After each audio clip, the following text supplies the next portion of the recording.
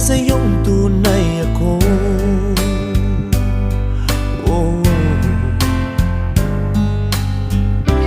Di mo ba naririnig sinisigaw ng puso kong ito, pangalan mo? At kahit na anong gawin, binigay ko ng bituin, di pa rin napapansin ang